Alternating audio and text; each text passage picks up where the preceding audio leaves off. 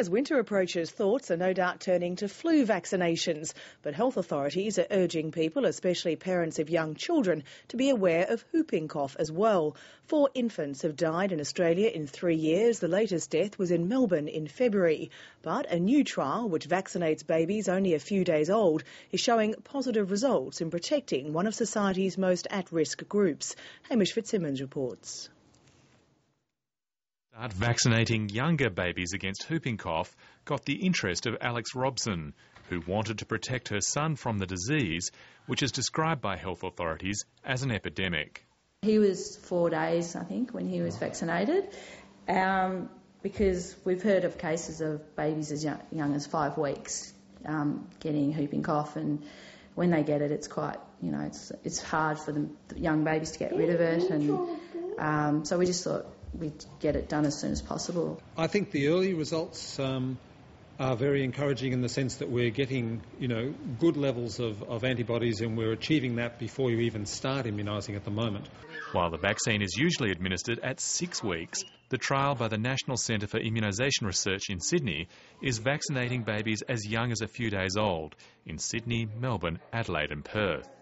We're aiming to recruit 400 babies in total, and we're particularly interested also in the question of whether, if the mother has had a pertussis vaccine herself, as of course is being recommended in lots of states of Australia at the moment, whether that has any impact on what happens with the baby.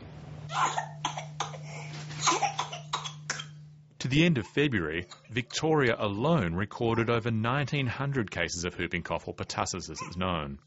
Compared to just over 800 for the same period last year, and around 500 for the period for the year before that.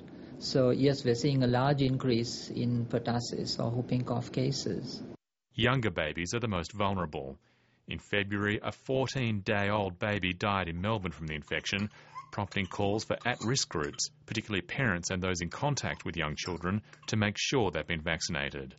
At the moment, with our high immunisation rates in young children, it's the young babies who we can't immunise who are at the highest risks.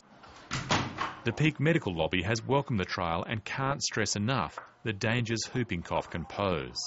The immunity in the community is actually waning, and that's why we've got increased rates of whooping cough in adults of childbearing age, and that's why we want those adults who are having children, who've had just had babies, to be immunised, and it's very important that they do. For parents like Alex Robson, seeing the prevalence of whooping cough in the community has backed her decision to have her son vaccinated at such a young age. I've had a few friends who've had their little ones tested positive to it as well, so we just thought, it's obviously on the increase, so it is out there, so it's best to get vaccinated as soon as possible, I think. Hamish Fitzsimmons, Lateline.